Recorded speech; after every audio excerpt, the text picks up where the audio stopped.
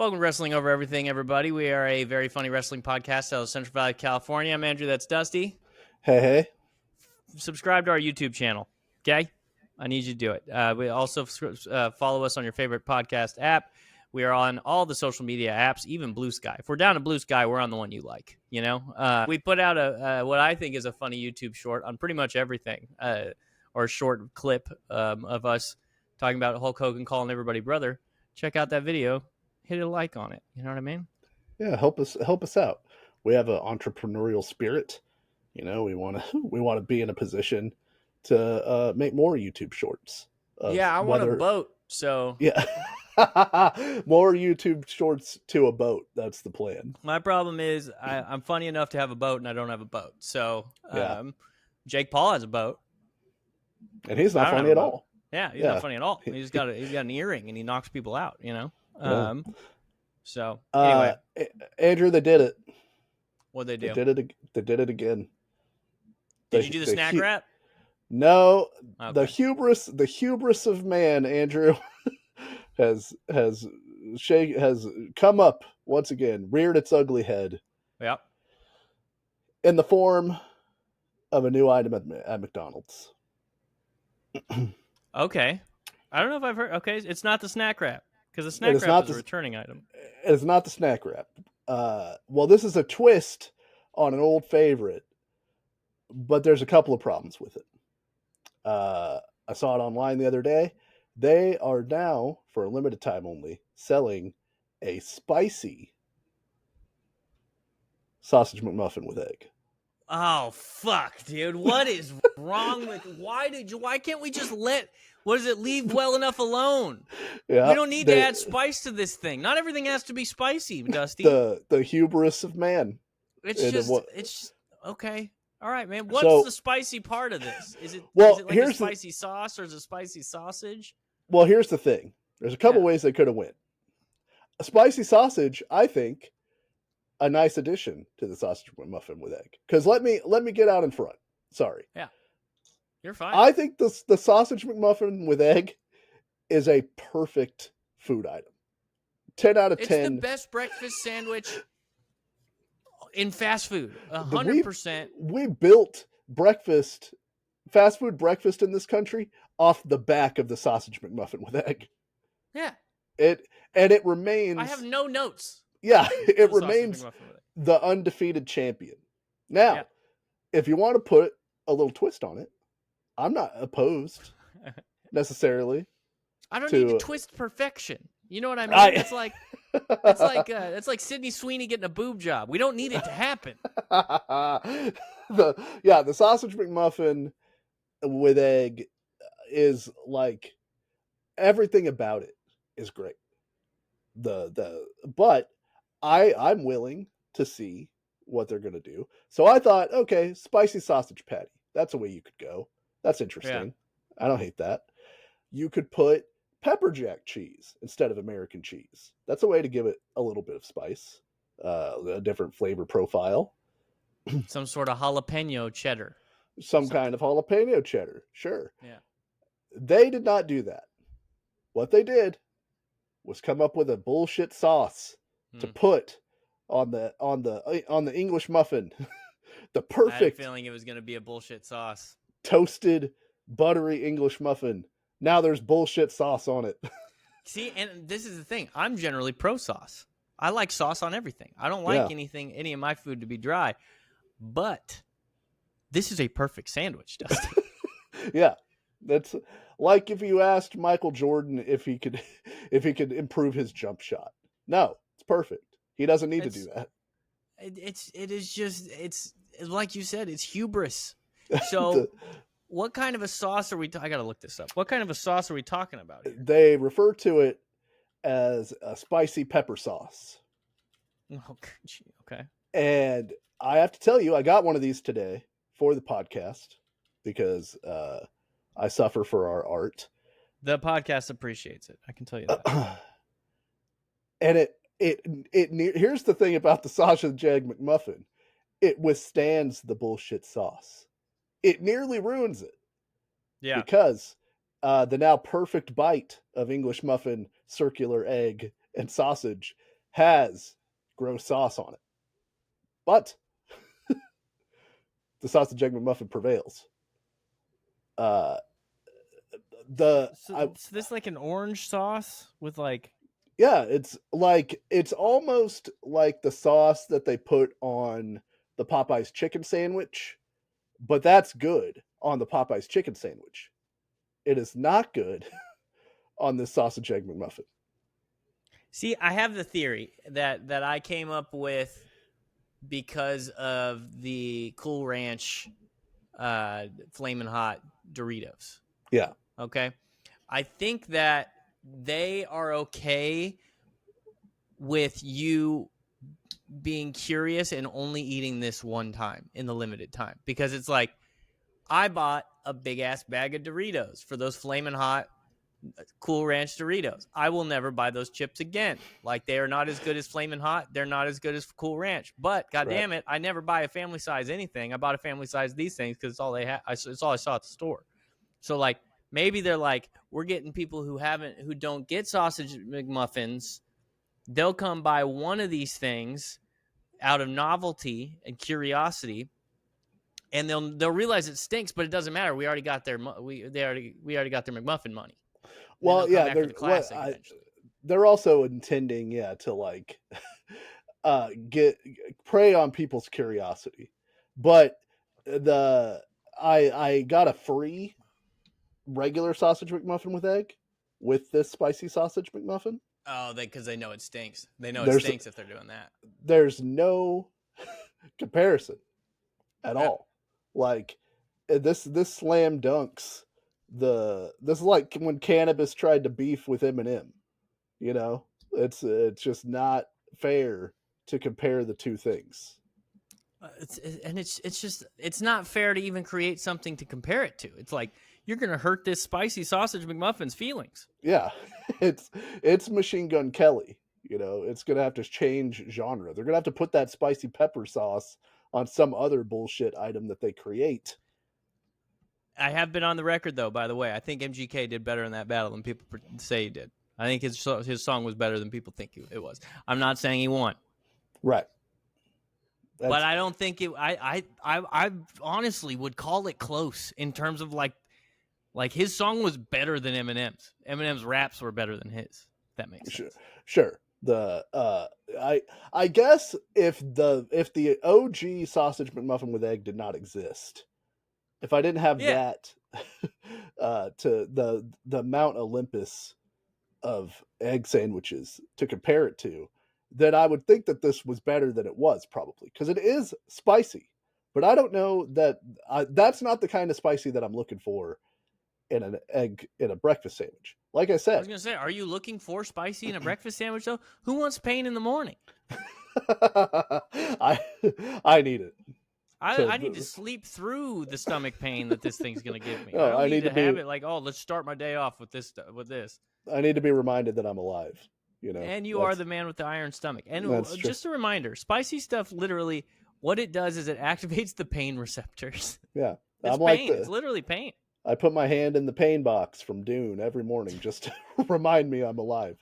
You're a masochist. It's okay. Yeah, and I'm not Paul Atreides. I have to be reminded of those two things every single day. Absolutely. Yeah. So, strong do not recommend for this spicy a sausage McMuffin with egg. I almost got the other McMuffin that comes with the Canadian bacon, but I don't even care about that one. I don't even know why they still sell that one. It's not as good. Is that a ham McMuffin? Is that what they call it? Yeah. Ham McMuffin with egg? I bet it's fine. But why? Yeah, but it's not nearly as good. You could cut your sausage it's got the grease, it's got the spices on the inside. Ham is just ham, and ham's good. Yeah. But sausage is a creation. Right. Ham is a happenstance. And that circular egg, man. Whatever they did to make that circular egg happen. It's just a ring. You just get a little ring. Yeah. Like you know the ring that comes off the top of a mason jar. Yeah. For some reason, mason jar lids come apart. I don't know why they come apart. Why do they come apart? Have we talked about this? No, you would. Is it you for would easier figure cleaning? Yeah, I would think it's for cleaning because you're normally back in the day, aren't you storing like preservatives and shit in there? like Yeah, sticky, grandma's eyes. yeah, sticky things. Yeah, toads Sticky for later for I had for sourdough witchcraft. starter for 2 weeks before I killed it. Yeah. I made really good sourdough though. First try, nailed it. Nice. But anyway, this is a wrestling podcast. I appreciate you bringing that up though, because that's a travesty. Everybody write your congressman about that one. Yeah, the people gotta know it. Once again, Jurassic Park. They Yeah, spent so much time should. thinking they could that they didn't stop to think if they should. So, Clever girl. but what is not an abomination is the reason we are here today, Andrew. This is one of our mini episodes. Is what we're shooting for. So let's see how well I do. But we watch a match that's on my 101 matches to watch list that Andrew has likely never seen before. Andrew picks them from the list at random, and we just go from there. This week we are covering Shawn Michaels versus Kurt Angle from WrestleMania 21. WrestleMania 21 took place April the 3rd of 2005 in Los Angeles, California at the Staples Center. 20,193 people in attendance. Buy rate, 1 million people. Over 1 million people bought this show on pay-per-view. Yeah. And That's really big. And the tagline is WrestleMania Goes Hollywood. And I don't know if you'll believe me, because we talk about this a lot. In the build-up to this WrestleMania, they did movie parodies with the WWF wrestlers, some of which were pretty funny for wrestling skits. I have to put in brackets for wrestling. We're gonna skits. have to watch these. We're gonna have to watch these. Put a pin in that, Dusty. Okay. Add it to your notes. We're gonna have to watch these. Not necessarily regular funny. Well, we've talked about it. Wrestling funny is different than regular funny, and it's okay. Like, if I'm not so peaky fancy that I am gonna be like, no, if it's not regular funny, it's not funny. No, wrestling funny exists. Yes, I understand that. So in quick background on this match, Royal Rumble 2005, which I attended live in Fresno, humble brag. Hell yeah, dude. Had Kurt Angle vowing. Is that Vince blowing his quads? I mean, that's Vince double quad. Out? Yep. Hell yeah, dude. Yep. That's. So he's backstage for this in like fucking straight leg casts or some shit. Well, no, he's fine until the very end of the show where he blows his quads out. No, I'm talking about for this at WrestleMania. For the yeah. He's in that full body cast. Yeah, full body cast. Even though it's just his quads. Yeah. So Kurt Angle had vowed to win the Royal Rumble, and he's in his wrestling machine era of WWF, where he's just like, I'm the best goddamn wrestler in the world. He's suplexing people all over the place. He rules in this particular era. So he comes in, he starts wrecking shit in the Royal Rumble, and then Shawn Michaels goes to super kick him. Kurt Angle catches his foot. Shawn reverses it and ends up super kicking Kurt Angle over the top rope and out of the Royal Rumble. Within 2 minutes. So Kurt Angle has vowed to win, and he's immediately out. Kurt Angle scorned is one of my favorite things in wrestling. That's tough. An Olympic hero disgraced. You don't think he's going to do anything about it? You know what I watched the other day is during the WWE CW era when Austin and Angle were like Austin was like begging Angle not to throw him into the water. Oh yeah.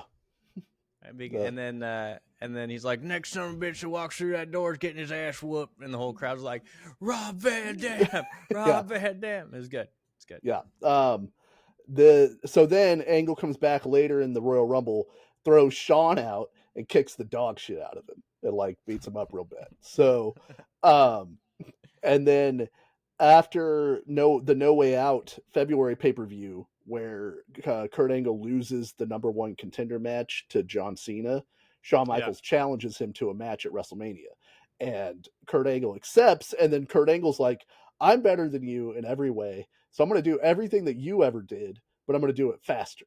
and better than you ever did it. So he beats some jobber in a ladder match, which is pretty funny. I think that was Chris Gaines. Yeah. Yeah. He, His famous Garth Brooks alter ego, Chris Gaines. And then he wrestled Marty Jannetty, which was like the first time anybody in the mainstream had seen Jannetty in a few years. And they had a pretty good match, a match good enough to get Marty Jannetty rehired to the WWF for a little while before, of course, Jannetty did. As he is wont to do. He's the Jannetty. Well, everybody watch the Snark Marks podcast. Two really cool other guys talking about who the Jannetty is and various other groups in pop culture. Yeah, like Chris Kirkpatrick. He's the Jannetty of NSYNC. Yeah. And then the week after he beat Jannetty, he had Sensational Sherry come out to sing "Sexy Boy," but Kurt Angle starts singing "Sexy Kurt." He's just a sexy Kurt. God, he'll make your ankle hurt. It doesn't rhyme. It's so good. Dude, Kurt Angle is. Every time we watch him, I ask you, is Kurt Angle the greatest of all time? Because, why isn't he? Because, he in terms of, he probably didn't sell as much as Austin and shit like that, but he's amazing on the mic. He's the best goddamn wrestler that ever lived. He did a moonsault to his face off of a cell, Dusty. Yeah. A giant, huge cage. Yeah. If I had to give you a short synopsis, a lot of his best run and a lot of his biggest years were in TNA, which was not watched by very many people. And he was a drug addict. And he was, huge drug addict, which hurts you in terms of longevity. I mean, Shawn Michaels is a huge drug addict, or was, and I consider him the greatest wrestler of all time. So, pro wrestler. So, might be Kurt, man. I think and then of course Kurt Angle gets mad at Sensational Sherry and puts her in an ankle lock because he's a maniac. So, all of that to lead us into WrestleMania 21. The other big thing that they use as a story in this match is Kurt Angle won the Olympic gold medal in 1996. I don't know if you heard about it. He had a broken freaking neck. Yeah, his neck was broken freaking. And he's like, I won the Olympic gold medal, and all anybody would talk to me about is some guy named Shawn Michaels and why he's the greatest wrestler of all in the world at the time. And I find this to be a ridiculous claim. So I don't think that anybody who cares about actual wrestling was coming up to Kurt Angle and being like, man, that was pretty impressive. But did you see the Iron Man match Shawn Michaels had? Yeah. Yeah. Pretty badass, dude. You think he'd take that guy? And anybody who's watching pro wrestling, I would almost guarantee, had no idea who Kurt Angle was or was old enough to know the difference between the two genres of sport. It's more believable that Kurt heard about Shawn than Shawn heard about Kurt. Except for, I mean, he did win a gold medal with a broken neck. So I'm sure that I was 6. So maybe you could tell me because you were 30. Well, I don't even know because you were like 13, right? Yeah. No, I did not care about American freestyle wrestling. Yeah. I watched the shit out of the Olympics when I was that age. So I don't know. I don't know who, Well, I just did. I was like, they can't do a DDT. Why do I care about? Why would I care about this? Nobody's Which doing. One of them brings the snake? Yeah, who's going to do a Frankensteiner? Wait a second, they just grapple. I don't care about that at all. I'm just saying. They do a Frankensteiner? I'm saying you could. I could see Kurt Angle being upset that professional wrestling has more mainstream. Like pub than amateur wrestling does. But to say that specifically people were like, well, Shawn Michaels is better than you seems odd. But Kurt Angle's also an insane person, so maybe that's the motivation, And Kurt Angle's like a corny guy. Like that's his whole gimmick is that he's like a corny guy. So he is the type of guy that would get like, get offended by shit like that. And also, it's very interesting how Kurt keeps saying wrestling, And then in the video package at the beginning, Kurt's like talking about how he's a much better wrestler and all that shit. Yeah. And Shawn Michaels is like, I'm the greatest sports entertainer alive. Yep. And, Like well, making a 'cause- very clear delineation between the two things. right. I thought it was fun. So it will never not be funny to me that Shawn Michaels, as a Christian man and a babyface, continues to forever come out to the Sexy Boy theme song sung by himself. It's one of the best. Like, as a heel, that's a top tier gimmick to sing your own theme song about how sexy you are. But it's so funny that as a babyface, he still can't escape it, because that's not a babyface's song. It's not a new Babyface's song.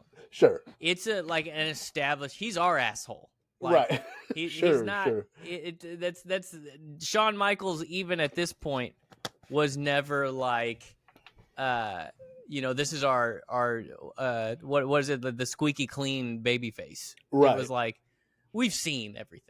You know? Well, and even in this match, he definitely cheats. So he tries not to, which I love what they did here, because Kurt's like wrestling desperate early, but and we'll get to that. But and then when Kurt Angle gets introduced, of course he gets the "You Suck" chants, which are so good. Evergreen. But then Howard Finkel, for some reason, is adding extra accolades that he didn't do for Shawn Michaels. For when Shawn Michaels comes out, he just goes, "The Heartbreak Kid, Shawn Michaels," and then he's like, "Olympic gold medal champion and former WWF champion Kurt Angle."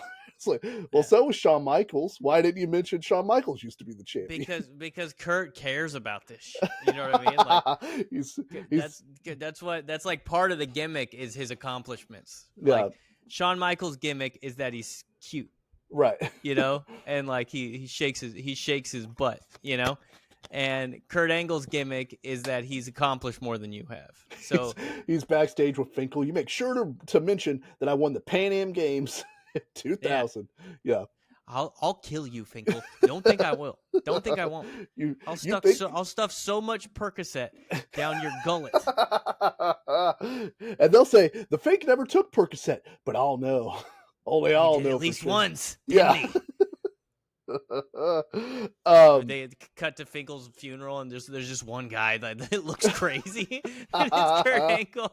He's finished at the Pan Am game thing. I won the Pan Am Games. I won a soapbox derby. I won the Sandlot 4th of July game. You mentioned all my accomplishments. I won the science contest in 3rd grade. Only I dared to ask, can music make plants grow? Only Kurt Angle dared to ask that. I had the most symmetrical volcano, and I spent weeks on the vinegar to baking soda ratio. You think this is a perfect game to color me? orange? Yeah. I take this match as seriously as I take the 3rd grade science fair. All right, so I've come up with some questions to perhaps stop this from just being a match recap. So I would like to address these questions to you, because I assume this is the first time you've ever seen this match. I'm sure it is. Unless we watched it at some point for our other ventures. I don't think I haven't seen it. I don't think we ever did. So what did you have as like an expectation of the match going in, and were you unsure as who you thought was going to win?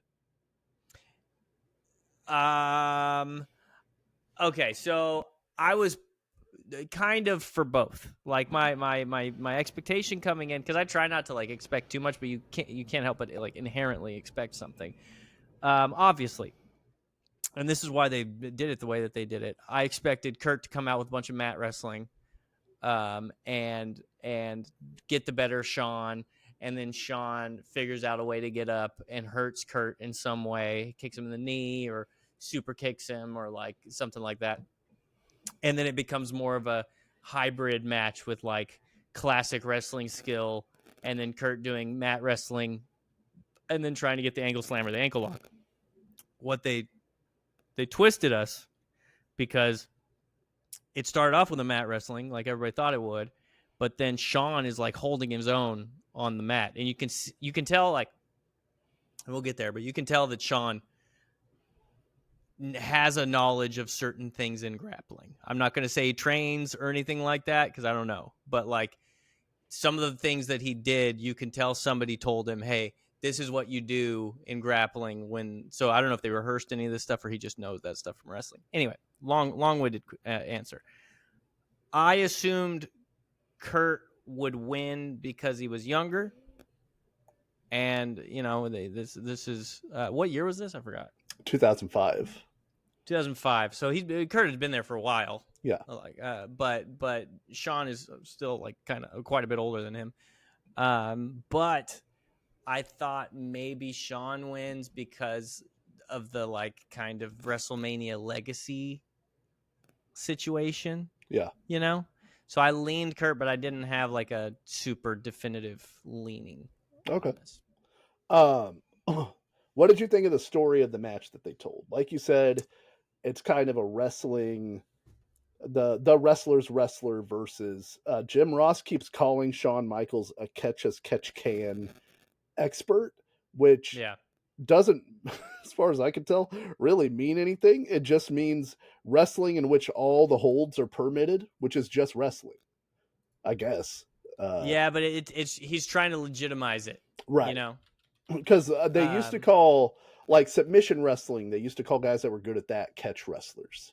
They could like legitimately put you in submission holds and things like that. Yeah, but I think the catch is and people listening, if I'm wrong, write in and let us know. But because I remember when I was talking about Stanislaus Zbyszko a while back, I think they mentioned that with him, catch as catch can, and I think catch as catch can was the type of wrestling back in the day when it was legitimate, but also kind of worked sometimes. Yeah.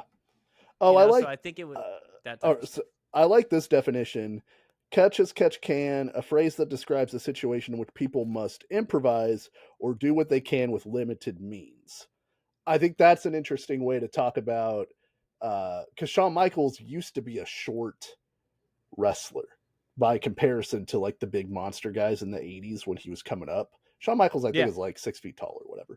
So they kind of have sold him as like the, it's a way to say like plucky underdog without having to call him an underdog because he's one of your main event guys, you know? Yeah.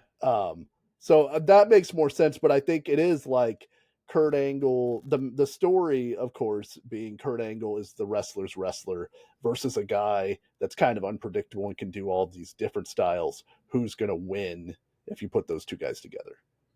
Yeah, I loved it because, like I kind of alluded to earlier, is like you expected Kurt to come out and mat wrestle. You expected him to get the better of Shawn, and Shawn have to desperately figure out a way to get up. But that isn't how it happened. It was like to kind of show you, like, oh, this is going to be. It's almost like, and I think wrestling's at its best when it does this. It's like to kind of show you this isn't going to be exactly what you think it is. Like he held his own, and they took that away from Kurt, meaning. Yeah. Kurt's not just going to be able to. Kurt's going to have to find a different level. He's not going to have to just be able to just rely on what he's grown up doing and what he like did before he got to this to win this. He has to actually be a professional wrestler rather than a amateur wrestler to win this. And like, so that was really cool. The story was cool because Kurt was desperate at first. Like when Kurt's mat wrestling didn't work, he was like pulling Shawn's hair and like just doing little skeezy kind of cheating tactics to and like little like grueling, like he had him on the ground, he was driving his forearm into his face and like all this stuff, like kind of wrestling like a heel, obviously. Because you could tell he was like he has this laser focus, has to win this thing going on. And then it took Shawn, like Shawn was trying the whole time, obviously, but it took Shawn a while to get into that mode where it's like, I'm gonna have to kill this fucking guy. Yeah. And so eventually Shawn kicks him in the nuts, and then Shawn's coming off the top rope. Then nobody comes off the top rope for a long time in this match, you know? And then it gets wild and amazing for like probably 10 minutes or something like that. Yeah. Before the finish, like I thought it was amazing. I mean, did you catch the Anthony Kiedis sighting? No, I didn't see Kiedis. Yeah, so when when Kurt is laying on the announcer's table and Shawn bounces off the second rope and turns around and splashes him, Kiedis is right there on the barrier, and he's got a really good reaction to it. You should go check that out when you get a chance. I'll definitely do that. I was like, is that fucking Kiedis? And then they showed it. They showed it again. And it was him. When his friend called him before the show to ask him what he was doing, you know what he said? I couldn't. I tried. I don't know. What did he say? Standing in line to see the show. Oh, Jesus Christ. Thank you. Fuck. You brought. I need to. Nope. You brought Kiedis up. I need to leave it in. Where is it? No. Here it is. I'm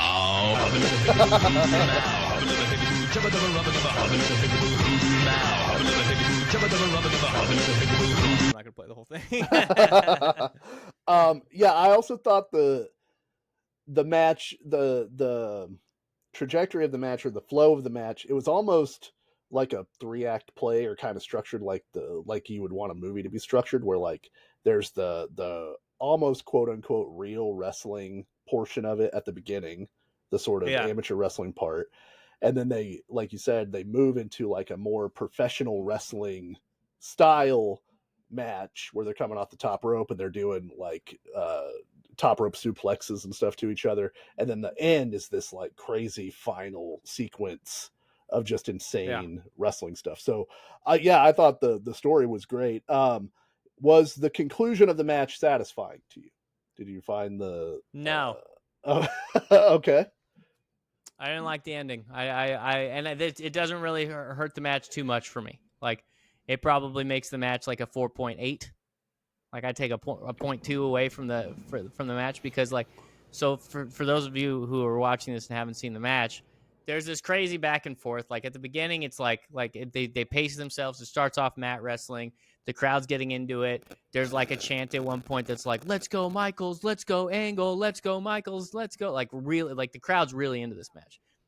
And then they get buck wild, like we talked about, and they start going crazy. And then it's obviously getting towards the end, and Angle gets him in like 4 different ankle locks. Yeah. And then the Angle's hurt on the ground. Michael's standing next to him, and Angle's like kind of like playing dead, like he's passed out. And Michaels is fucked up too. And Angle just reaches over, grabs his ankle, gets the ankle lock, and probably he has him in the ankle lock, and you know, Shawn's trying to roll out of it and stuff like that for like 3 minutes. Like, it's a while that he's in this. Yeah, lock. he's in it for a long time.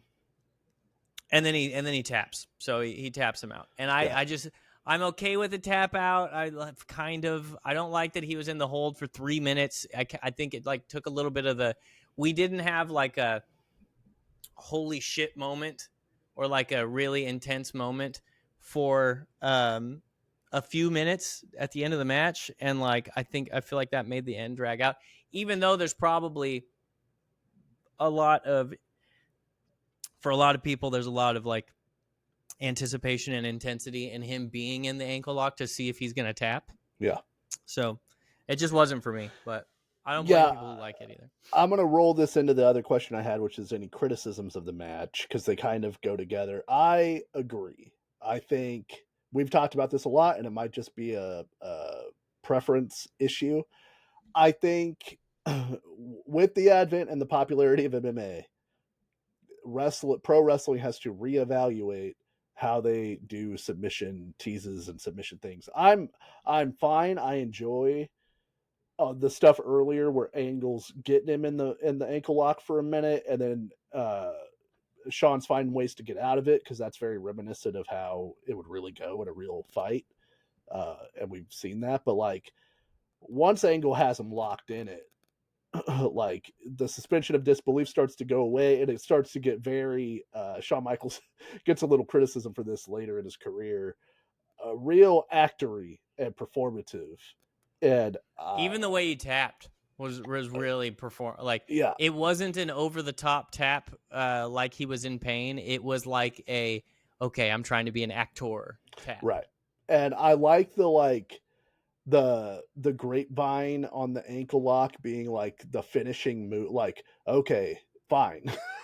I'm gonna fucking grapevine the leg, because Angle doesn't do that all the time. But it also begs the question: if that's the inescapable lockdown finish for that move, why not do that all the time if possible? Yeah. And so I think that it does hurt the psychology of the match a little bit. I prefer, like, you struggle to get the submission, a guy can struggle to get out, but if it's locked in, it's like real MMA. It's over. Like, Yeah, I would have been cool. Go ahead. Sorry. well, because like, and now that it's drawn out that way, it looks cartoonish and silly instead of tough and cool, which I think before we saw what the real effects of like an armbar would do to somebody if they were in it for 10 seconds. That's what wrestling's going for. Well, and it depends on the submission, right? Because like we see people in rear naked chokes for a long time. It's not always locked in, but like you know what I mean. But like with a joint choke, a joint submission like that, where he's cranking the shit out of his ankle, like your ankle is just gonna pop if he's actually trying to pop it in that scenario, or But beyond that, it's like it just took the air out of the room, in my opinion, a little bit, and I would have liked even if he had him in it for a little while, like I'm okay with that. But he hurts him. Michaels gets out of it. He's hurt. And then he's like limping and he's still trying to fight. And he gets hit with an angle slam and gets pinned, or something happens or he gets submitted quickly. One of the two, but you have really hurt yourself early in the match if you want to submit him quickly late. By having him be in it for so long, unless you literally, like, as soon as he gets in, he screams, taps, and then like literally can't help himself back to the thing, and you do like an injury angle or something. But like what I would do in that respect, and this is, I'm sure Pat Patterson was still around at the time. This is Kurt Angle. This is some of the greatest of all time, the greatest minds in the history of wrestling. So I'm not saying I know more than them. Just for my own preferences, what I would have done is he hurts him with the ankle lock. Shawn can barely stand, and then Kurt does something brutal to him while he's injured, and then pins him. That's what I would have done, probably. Well, and I would have even preferred, like, I don't mind the standing ankle lock for a minute where Shawn's trying to get out of it or whatever, but I'm like, once you lock in that grapevine, if you're trying to sell me as that's the finish, it's like the finish, like, he should be fighting for that grapevine. Shawn should be trying to fight to get out of it. Or, like you said, maybe he reaches the ropes and he tries to get back up and he can't, and Angle just puts him in that shit again and locks it down, and then it's over. And finally it's over. But I would say that's really my only critique of this match that was otherwise fucking awesome. So 100%. What did you think, if you had to give me like two of your favorite spots in the match? Do you have a couple that come to mind? Let me pull out my notes. There were definitely some honorable mention for sure. Kurt Angle going for the moonsault and landing on his face. He didn't put his arms down. His arms were down at the. I mean, he didn't put his arms. His arms were down at his side when he hit the mat. If you watch it again, so that was sick. Let me see. The clothesline over the top rope. Both of those guys just took a filthy. Yeah, and I'll do three in a row. Okay. Clothesline over the top rope. Back body drop over the top rope. Michaels throwing Angle. Angle almost broke both of his legs with how he landed. And then Michaels does a crossbody from the top rope, and Michaels almost breaks his neck because of the way that he hits Angle. Yeah. So I'm grouping those three together as one. I know that's cheating, but it's also and then the second one is ankle lock. Reversed into a small package, reversed into a ankle lock, reversed into a small package. Yeah, that was a cool one. Yeah, the back body drop over the top is on my list as well, because like I don't know how Kurt Angle didn't break his ankles on that, and that's a bump. The way he landed, he would. I especially as an old, like, I'm not old, but like as I'm getting older, watching him land like that, I was like, oh God, fuck. Well, and that's the way he took that bump. Like he took that bump a lot of times, and it's crazy because he would just almost go completely vertical up and over, and then kind of tuck at the last second. And then I think there's only one super kick in this whole match, and I thought that it's after Angle hits the Angle slam, and he's at like a 1,000. He's well, 1 out of 10. He's at 1,000 reacting to this, and he picks Michaels up, and Michaels pushes him off and hits the super kick for the. Oh yeah, that was so sick. Yeah, for like the one really close Shawn Michaels near fall, and then right after that is when Angle picks the ankle for the last time and starts the finishing sequence. But yeah, so you froze when you were explaining that, so I didn't hear you. But did you talk about what Angle was doing? Like, his Angle had him by the face and was screaming, "Just tap out!" Like, because he was yelling at him, like, basically, like, "I'm better than you. Like, you have to let me win this." And Michaels is kind of out of it, and he just kind of pushes him away and super kicks him in the face. It was so cool. Yeah. That I should have mentioned that one. That's a good one. So then to wrap it up, I don't know that we've talked about it before, but we're judging these matches off of the placeholder for Andrew's number one favorite match of all time currently, which I believe is Eddie Guerrero versus Rey Mysterio at Halloween Havoc 1997, unless that has changed. Yeah, well, and the thing is, I got to rewatch that match, but it's definitely is a good measure of my favorite match. So, would you say that this exceeded Eddie versus Mysterio in your mind? So for our next episode, we got to rewatch Eddie versus Mysterio, because I've seen it once and it was like 2 years ago. Yeah.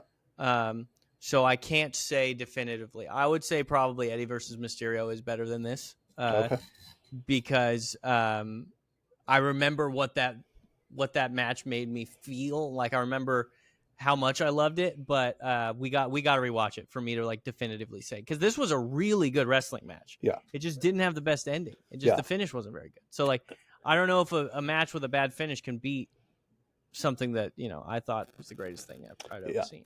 So I think that's fair. I had this lower than Eddie versus Mysterio, but that's Eddie versus. Well, my favorite match of all time is Shawn Michaels versus Triple H, no holds barred, at SummerSlam 2002, which we will eventually watch because it's on the list. Okay.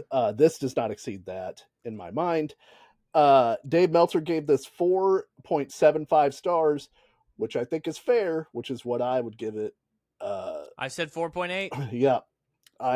Look, if that finish is more dynamic, I think this is 5 stars. You got two goats going at it. It just, and this is the derailment of WrestleMania 21. Up to everything before this and on this show, including this, was really, really great. And then after this match, it kind of falls apart for the last the last 3 or 4 matches. Did I see Eddie in the first match? Yeah, it was Eddie. Oh, it was Eddie and Ray in the first match. Okay. Yeah, which we've watched before. It's not nearly as good as that Halloween Havoc match, but it was okay. And then Edge beating Jericho, Shelton Benjamin, Chris Benoit, Christian, and Kane in the Money in the Bank ladder match. The first Money in the Bank ladder match. That's the inaugural Money in the Bank. That's sick. Yeah. The Undertaker beat Randy Orton. Pretty good match, as I recall. Trish Stratus won the WWE Women's Championship. She beat Christy Hem. Is that how you say that? Christy Hemme. That thing got a Hemi. Christy, that thing got a Hemi. Do you want to guess how long that match was? 7 minutes. 5 minutes 32 seconds. Yeah. When I was scrolling it, because Peacock, because I have Peacock with ads, so there's dots where the ads are, and it usually is between the matches. And I was fast forwarding, and I was like, "Who the fuck?" Oh, it's a girls' match. Yeah, and it's okay for what it is for the time, especially. It's not great, but then it's Kurt. They weren't giving the women a lot back then. Yeah, then it's Kurt versus Shawn, which is incredible. Match of the night, match of the show, and then I think there's a couple of other things, but John Cena wins his first world title here. He beats JBL. And then Batista wins his first world title, beating Triple H. which is all of that's important, but neither of Yeah. those matches are very good. So You did miss one thing. You did forget one thing. oh man, what's at WrestleMania 21? It probably was really bad. It's between Angle beating Michaels and Cena beating Bradshaw. Something happened. And I can give you a hint if you need it. Okay, go ahead. Hit me. It was 1 minute. Oh man. And it was not a conventional like one fall wrestling match. Oh, is it a pillow fight? No, it's want me to tell you? Yeah, go ahead. Oh no, it's Akibon- Akibono versus the Big Show. Yes. Widely considered a sumo match. Yeah, widely considered maybe the worst match in history. One of the worst matches. Listen, if it's a minute, in my opinion, I don't care what they did unless somebody broke the law. If it's 1 minute long, it can't be the worst match in history. Well, it's rest in peace, Mongo McMichael. But it's 1 minute long, but it's like a 10-minute segment because you got the entrances. Big Show's in a sumo diaper, essentially. Hell yeah, dude. Yeah. It was not great. Okay, so Shawn versus Kurt Angle, we both give it nearly 5 stars. Watch that match if you haven't seen it; it's incredible.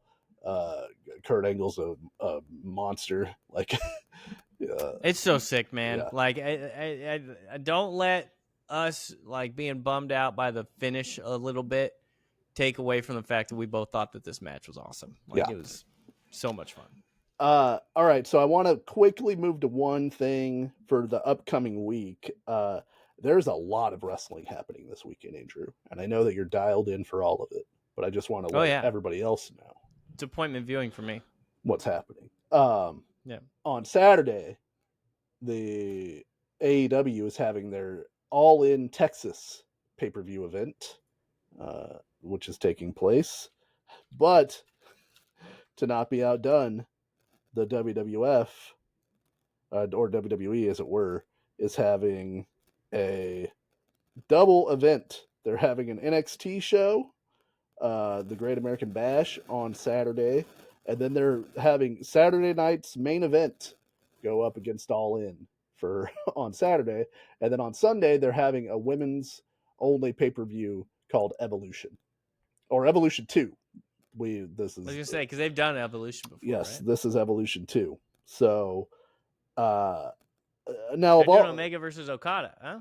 Yeah, but Okada, wasn't that like the classic? Like they wrestled the shit out of each other a ton of times. They had a really great trilogy of matches in Japan. I don't necessarily think that they're gonna have like a terrible match here, but I don't know that it's gonna be amazing. Are we working with old Kata? Yeah, this is old Kata and like an older Kenny Omega, and those dudes wrestle a very demanding style. So old Kata versus old Mega. Yep. Has anybody done that? I don't think anybody's done that one. Am I the first person to do that? That's you. Patent pending, old Mega. So yeah, I wonder how pissed people will be on Twitter if I said that. I'm just gonna tweet that from the Wrestling Over Everything. No, it'll be fine. Yeah, I think like the show could be good. There's a couple of interesting things on it. Will they take the belt off of Jon Moxley? Who knows? Should they do it? Probably. It doesn't make sense for the story that I think they've been trying to tell for Hangman Page to win it. I think Darby Allin should win the title, but this might be the thing that they do. They're going to make their guy named Hangman lose the Texas death match? I don't know, man. Yeah, I mean, he might be the guy that they've been building it with to beat Moxley. It doesn't make sense to me based on the story they've been trying to tell. But that is neither here nor there. Okay. Evolution 2 looks like it could have a couple of interesting matches on it. Trish Stratus is coming back to wrestle at this show. Nikki Bella is going to be in a battle royal. So I might check some of that out. The big main thing that's happening that I wanted to discuss is on Saturday night's main event. They are doing Gunther, who is the world heavyweight champion, versus Bill Goldberg in Goldberg's quote unquote retirement match. Yep. Now, Mm-hmm. Goldberg's gimmick is that Goldberg doesn't lose. Gunther's the world heavyweight champion. So, Yeah. does Goldberg beat Gunther in his retirement match to win a title, or does Gunther beat a guy in his retirement match in his hometown?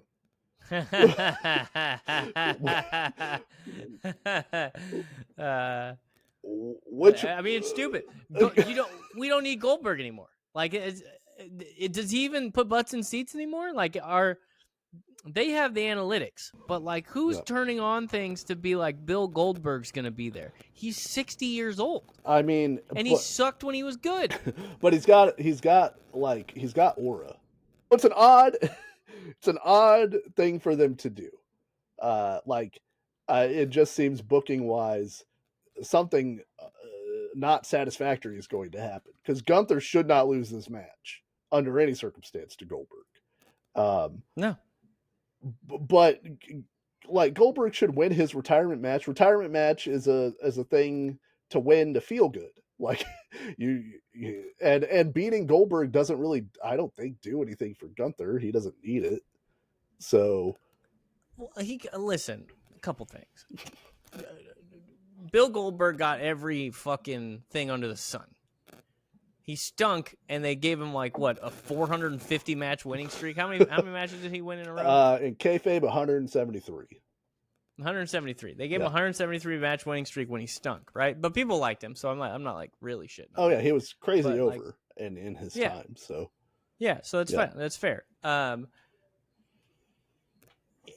okay with him losing his. I mean, do the job, man. Like, no, and also I think Goldberg losing still means something, even though everybody knows this shit is fake. Yeah. Because they're like, if they're having him beat Goldberg, they really care about this guy. And a lot of times, how unbeatable or like how big of a star people consider guys now is how important they think the company thinks he is, rather than how good of a wrestler he is. Yeah, and the only problem it's not that I think Goldberg's so great that he should win, or like you couldn't lose a retirement match or whatever. I just like, it's a nice moment for the guy, and so I don't know that you should lose. I don't, there's probably more to be gained with him losing. But the idea that's being floated around by a lot of people is Goldberg beats Gunther for the belt, but then Seth Rollins cashes in the Money in the Bank, beats Goldberg, and leaves as the champion, which is an idea that I hate, because It's so bad. You're just burying Gunther for nothing. Right. The visual of Gunther losing to Goldberg, even if it's only for Goldberg to lose the belt to Rollins, is still damaging to Gunther, who's the guy who's sticking around. If anything, you should have Gunther, 58-year-old man. You should have Gunther beat Goldberg, and then Seth Rollins cashes in on him like a cowardly heel, and wins the belt. If you're going to go that direction, or this is how you can keep Gunther over. I mean, Goldberg over while having him lose. This is how you can put him over while having him lose. Gunther wins a grueling match. Yeah. Just they beat the shit out of each other, and Gunther finally gets him, and they're being cool, afterwards or whatever. Rollins cashes in, tries to take advantage of Gunther being fucked up, and Goldberg stops Rollins. Goldberg gores Rollins. Oh, okay, yeah, and then I like out that. Of there.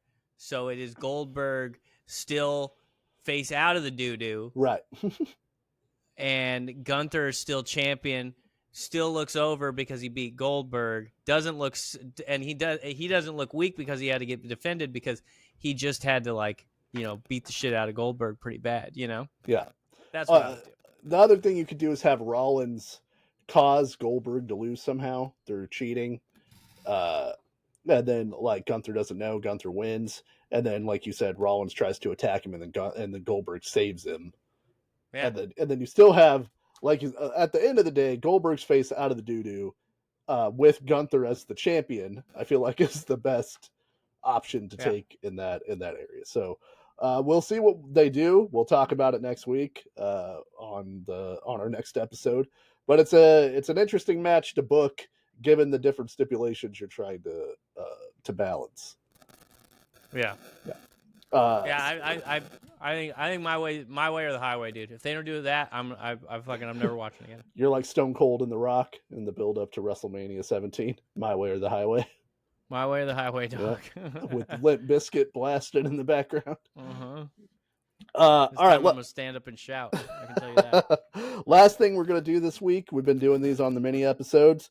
I have a wrestling bio for you, Andrew. I'm excited. I love these. Yeah, I this one kind of it follows a familiar pattern that we'll be able to talk about with these old biographies.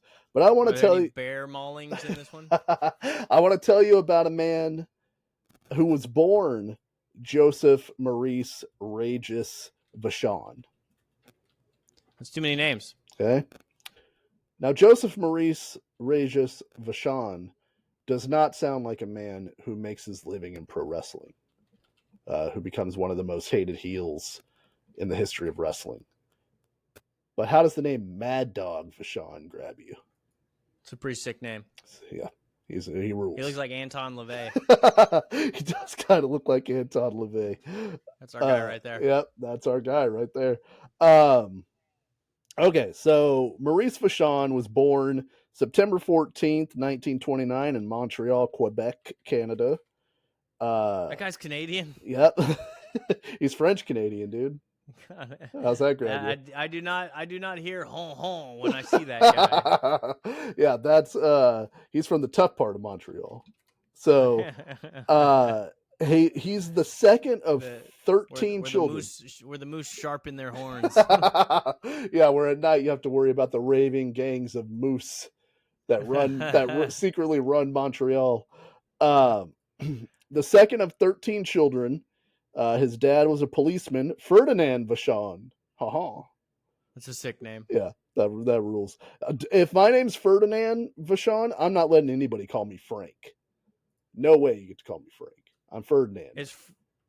Is Frank a Ferdinand thing? I would think that if you were going to shorten it, maybe you shorten it to Frank. I don't know, dude. You don't know about Franz Frank, the cover band? I think those are two different names. I think you would shorten it to Frank. It's a shorter F name.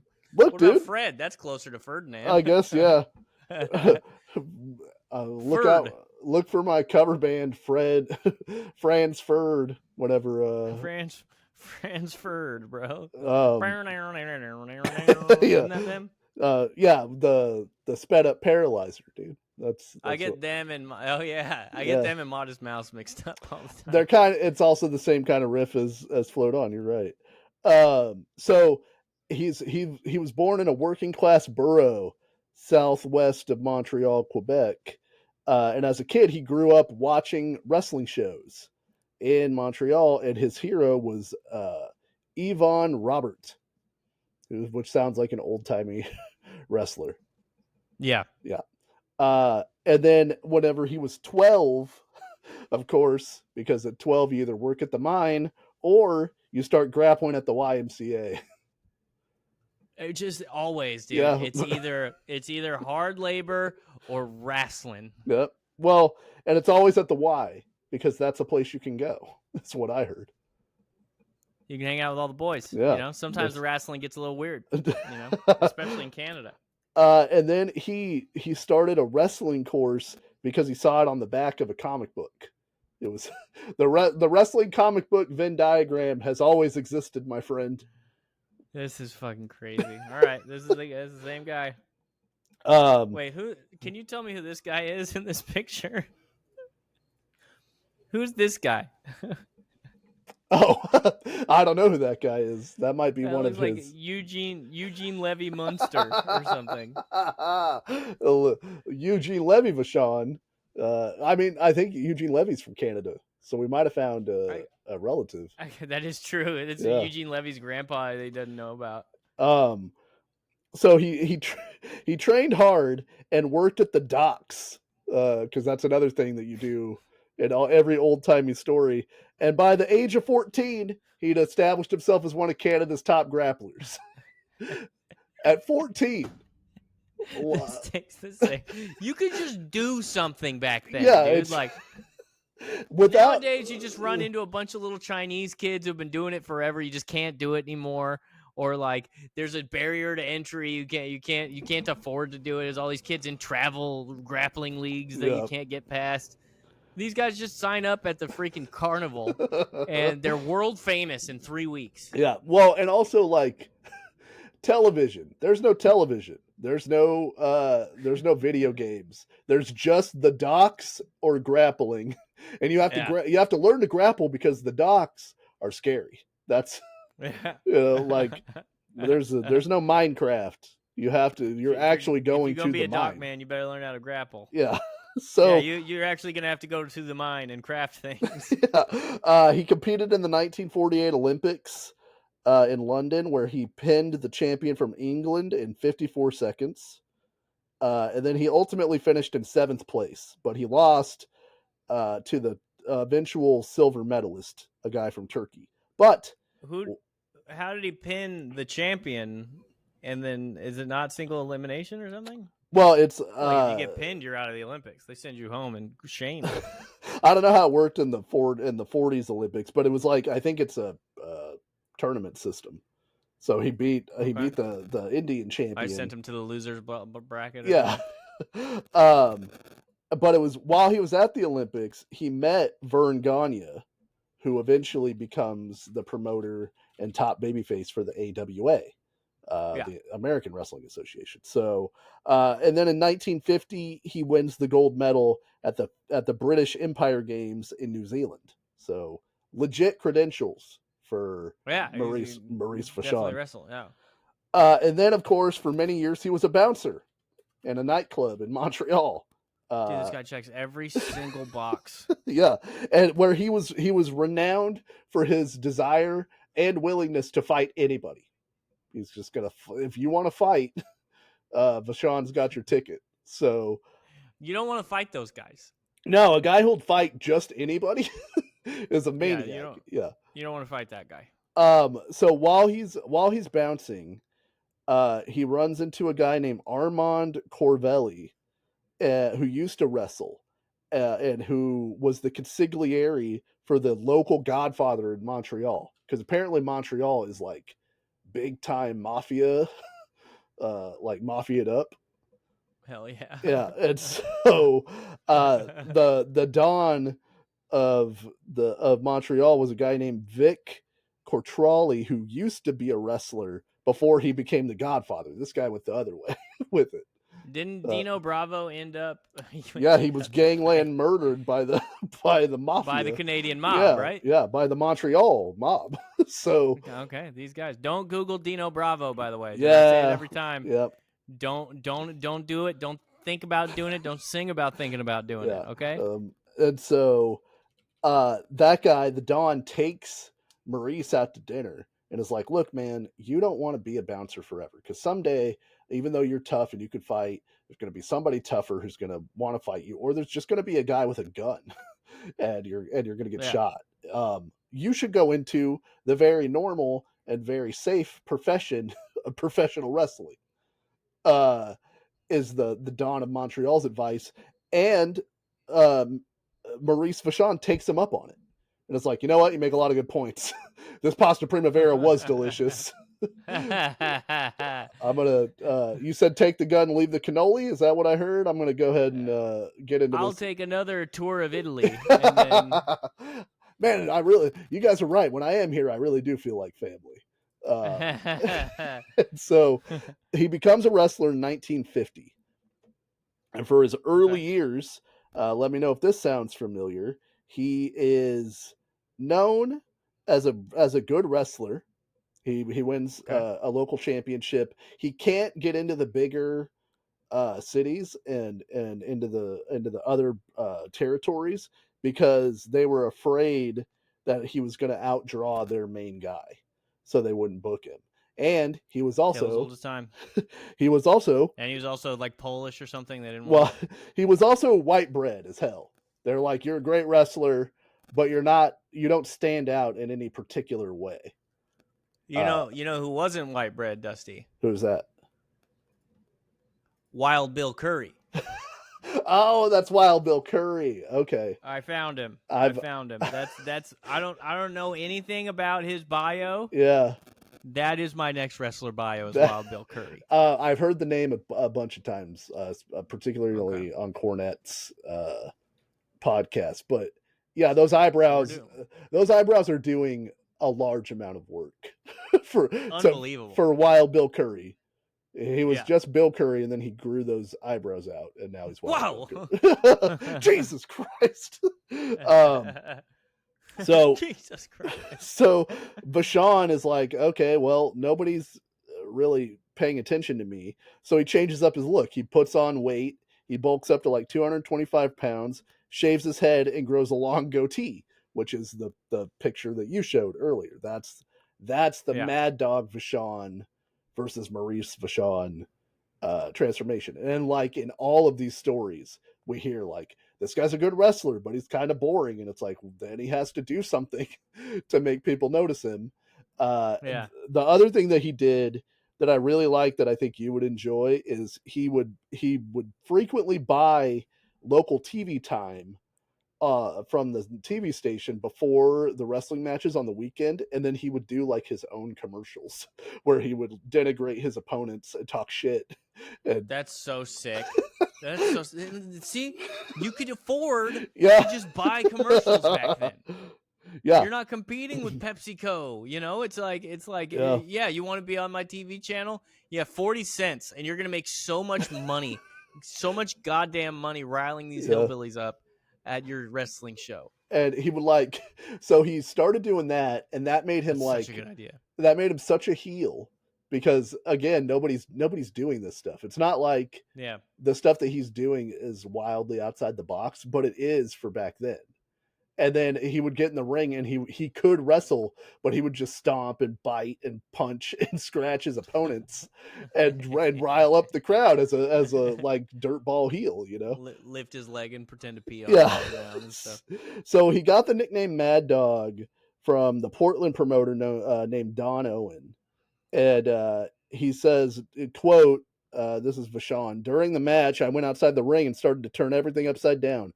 A policeman tried to stop me, and I hit him too, says Vachon. Afterwards, Owen told him, you look like a real mad dog out there. So, you know, you take the name.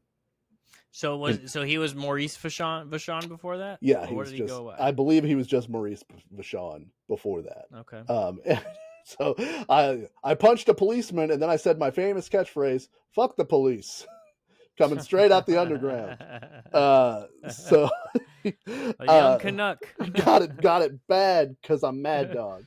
Because I'm Mad Dog. So he's like, he just kept getting this reputation as a notorious rule breaker in wrestling. And then his brother, his younger brother Paul, became a wrestler, and they teamed up, and he was Paul the Butcher Vachon, which is also a fucking sick name. Sick name, yeah.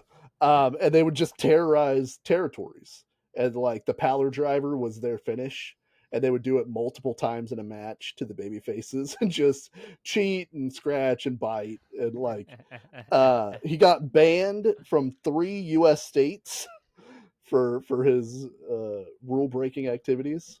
I want to be banned from a state when it's all said and done, dude. I want to not be allowed to go to a state. Just Vermont.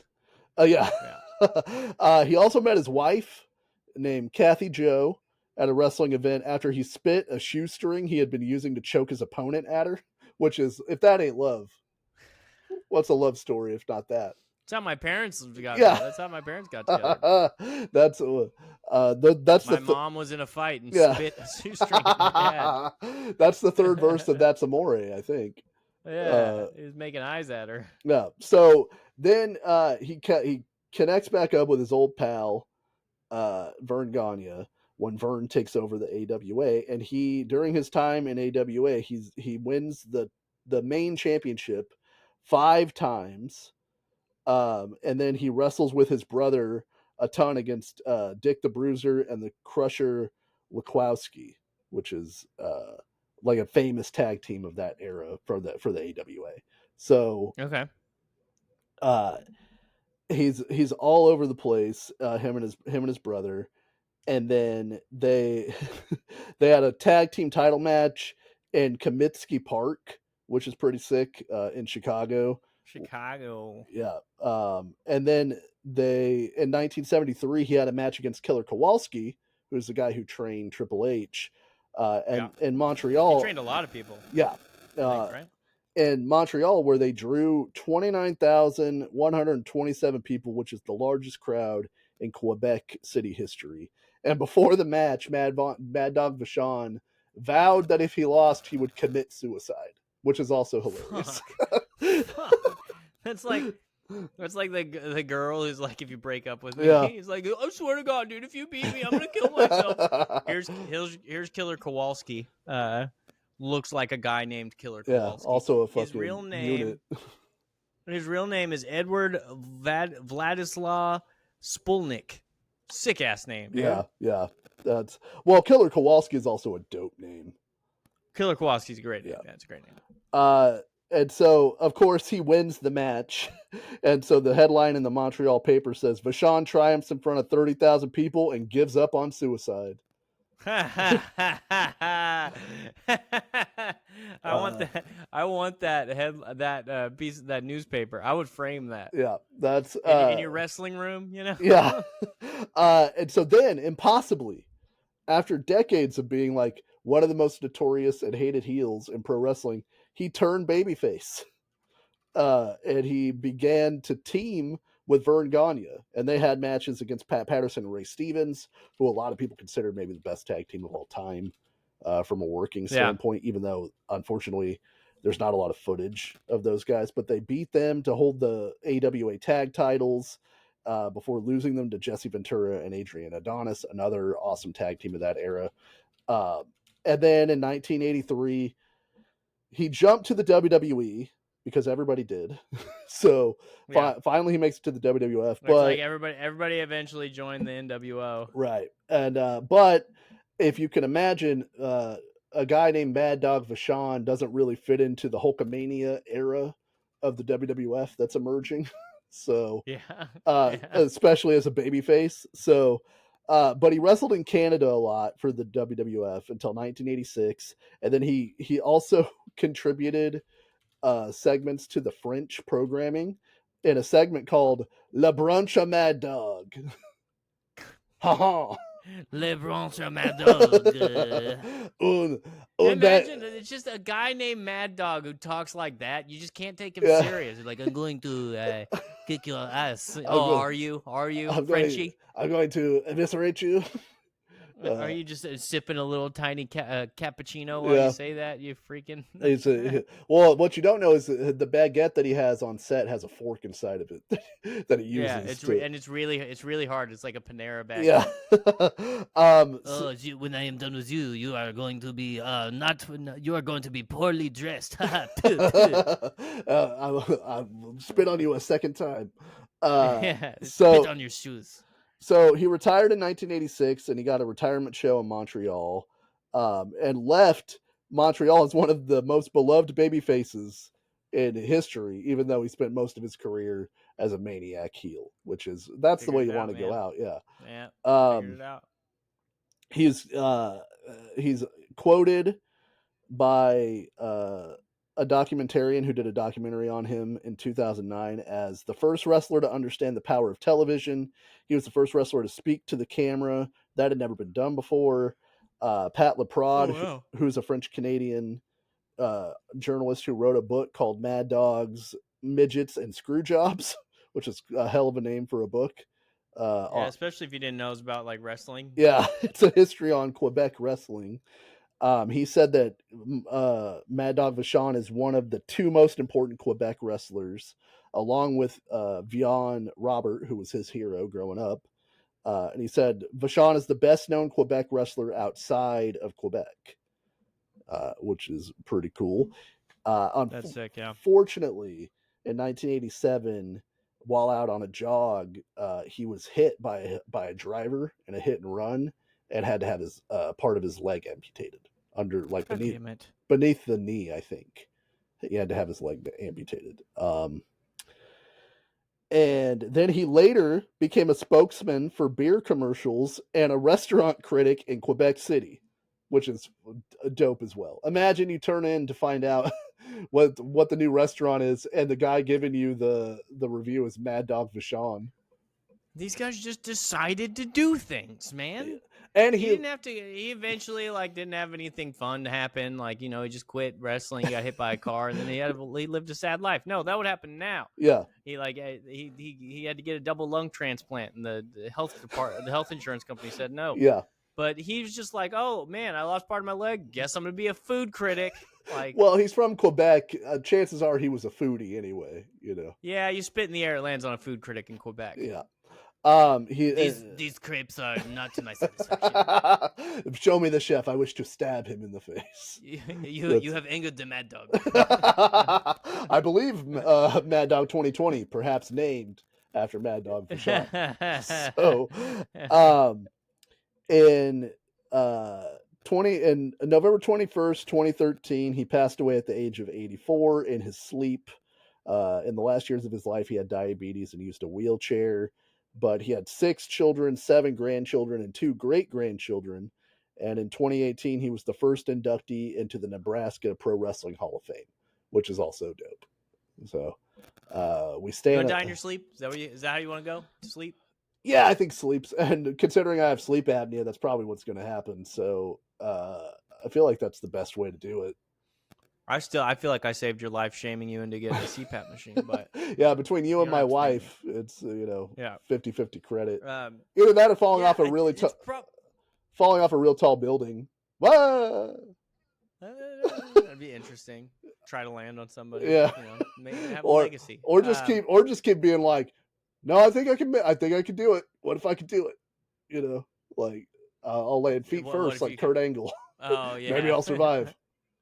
I've seen those parkour guys. They land and they roll. Yeah, just explode but a huge bag of blood. Yeah, I don't know. I almost want to have my last thought. What's my last thought gonna be? Oh, I wish I were an Oscar wiener. Man, I hope that they cut out the poisonous part of this pufferfish. Oh, God damn it! Do I still remember the fast part of Rap God? Yeah, because I guess depending on how long I live. It might just be like I'm going to bed being like, I can't believe I'm going to go see another Jurassic Park movie tomorrow. And then I'm just in bliss. I'll never know. Maybe they finally make the second good one. maybe they cracked it. No. I really feel like this time they cracked it. Jurassic Park 56. Yeah. The second good one. It's the park again. They just stopped. They just stop with any pretense. No. We get it. The hubris of man again. Yeah. What if they just make one that's it's a cool park, Yeah, the park is dope. They make a mini series. The park is dope, but there's a marriage drama happening. Oh, the park is cool, so you still get to see everything. Yeah. That's you think for a second a lot of source is going to get out? No, he's contained. But what is not contained are these hard feelings of this marriage. Yeah, these dinosaurs are very trained, and we all We've also put little apparatuses on them that just immediately stops their heart if they get anywhere near. Yeah, and we've stopped doing that thing where we pretend that people would be disinterested in regular dinosaurs and try to make super dinosaurs. Yeah, that was a stupid idea that we had, huh? Yeah. Indominus Rex. What the fuck were we thinking? What a fool we were 54 movies ago. So, So yeah, that's Mad Dog Vachon. He's also well known for just like I said, fighting anybody, being a maniac. I found 2 or 3 stories of him as a wrestler just getting into fights and calling his brother to be like, "Hey, I'm about to get in a fight. Do you want to come get in a fight with me?" I found this guy's demeanor to be subpar. Do you want to come and back me up? I don't know that he was always a foodie, because one of these stories is from Bobby Heenan where they were at a Denny's, and I feel like as a foodie, you might not eat it at a Denny's. They actually have very surprisingly good coffee. What I like is that it's 24/7. You see. Yeah, I like to be down home with the normal people. Yeah. I found this moons over my Hemi to be dry. Therefore, I had to stab the chef in the chest. Dude, I got he stabbed so many people. He stabbed more people than goddamn Sid. Yeah. I got so sick from a moons over my hammy once, and I never got it again. Yeah. Which sucks because it seems it's right up my alley, dude. Yeah. I mean, that's a bummer too, because that's a staple. That's an easy, like, it's just ham and eggs and bread. So you were eating weeks old ham, is what I'm imagining. Yeah, somebody shit in that ham. Yeah. You know what I did? I when I said I was going to the bathroom, I snuck in the back and I pooped in the ham. What I did is I Got you. I did not wash my hands, you see, which is #1 food safety tip. And then I wiped my hands all over the prep counter. all over that shit. John Tavern would have a field day with my food safety. So yeah, I mean, the only thing I knew about Mad Dog Vachon was at In Your House 6, I believe it is. Shawn Michaels wrestled Diesel in a false count in a like anything goes match, and Mad Dog Vachon was there, and they took off his leg and used it as a weapon in the match. In Your House 7, that is hilarious. Oh, In Your House 7, yes, but good friends, better that is... enemies.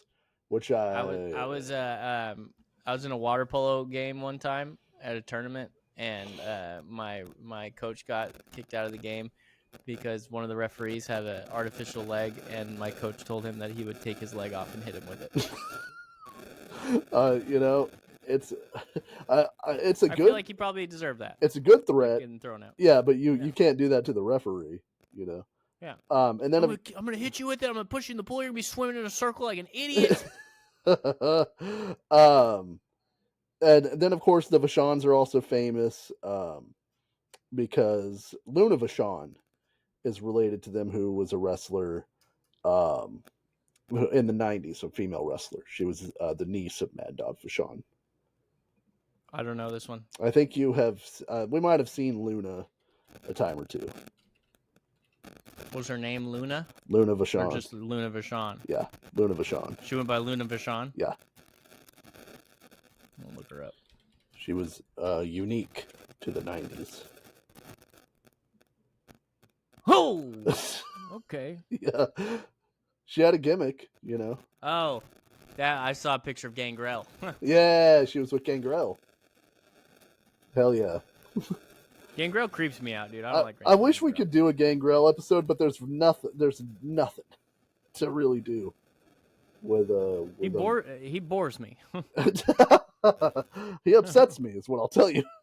I don't like it. God damn. Oh yeah. Imagine. You know what I'm talking about. Yeah. Were they? You know what I'm saying, dude. So that's everything. We stand a legend for Mad Dog Vachon. Hell yeah, Mad Dog Vachon.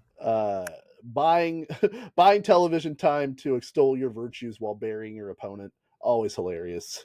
We're glad somebody did it first. Oh yeah, it's great. It's so funny. Yeah. So that's it for this week. Look at that. Hour 23 minutes of quality content. We kept it short. We kept it sweet. We love all of you.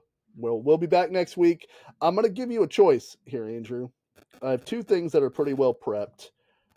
Would you like to deep dive on the WCW tag team, the Hollywood Blondes, of Stunning Steve Austin and Brian Pillman? Or would you like to cover the New Age Outlaws?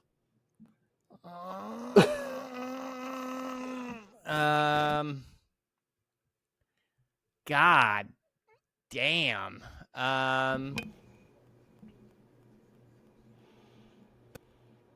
I don't know, man. I don't have a coin near me. Let's do a coin flipper. We'll do a internet. Let the internet decide. Yep. Yeah. Just flip a coin. Okay, so we're gonna do heads is Hollywood Blondes. All right. Tails is New Age Outlaws. Okay. All right. And Hollywood Blondes. Hollywood Blondes it is. All right. I'm excited about this one. I love the Hollywood Blondes. There should be some good stuff in there. So yeah, I'm excited for that too. For sure. Stay tuned next week. We'll be back for another deep dive episode. We'll figure out how they booked Goldberg versus Gunther. And did it stink, or does it get 5 stars from Mad Dog Vachon? We appreciate everybody who listens. Thank you again. Like Andrew said, follow us on everything. We're on all the things you think, and none of the things that you don't think. So until next week. Yeah, if you're not into something, neither are we. Yeah. You know? Yeah. And so until next week, we're wrestling over everything. Thank you, everybody. Love you. Bye.